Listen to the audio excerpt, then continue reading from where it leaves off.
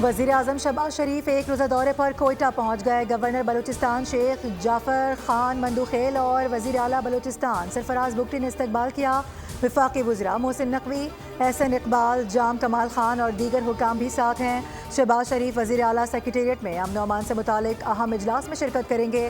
कल्लात में दहशत गर्दों के खिलाफ ऑपरेशन में जख्मी होने वाले जवानों से भी मिलेंगे।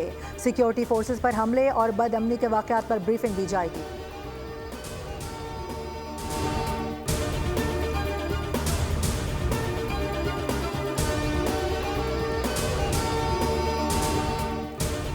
सुप्रीम कोर्ट में फौजी अदालतों के केस की समाअत जारी। जैसे अमीनुद्दीन खान की सरबराही में 7 रुकनी आईनी बेंच मामला सुन रहा है।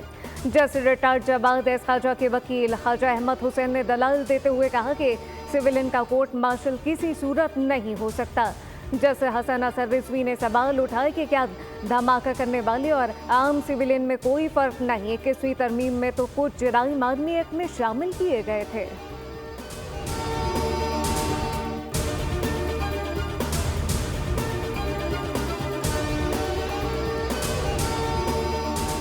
पीका एक्ट सहाफ़ियों की प्रोटेक्शन के लिए है। सोशल मीडिया पर जिसका जो दिल चाहता है पोस्ट कर देता है। लोगों की पगड़ियां उछालने का सिलसिला बंद होना चाहिए।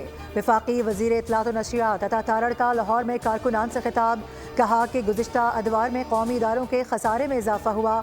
इस्लाहात का अमल पाकिस्तान टेलीविजन से शुरू किया।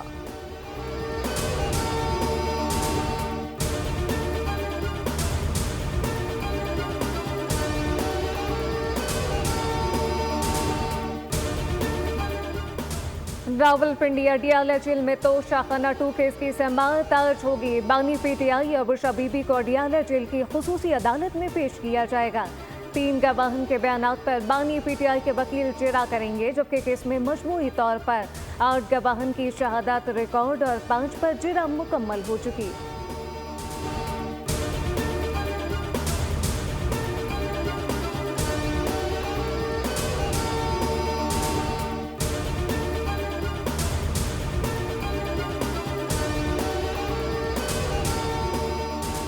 इस्लामाबाद हाई कोर्ट में ट्रांसफ़र किए गए 2 नए जजेस जस्टिस सरदार सरफराज डोगर और जस्टिस मोहम्मद आसिफ की अदालतों की कॉज लिस्ट आवेज़ा कर दी गई।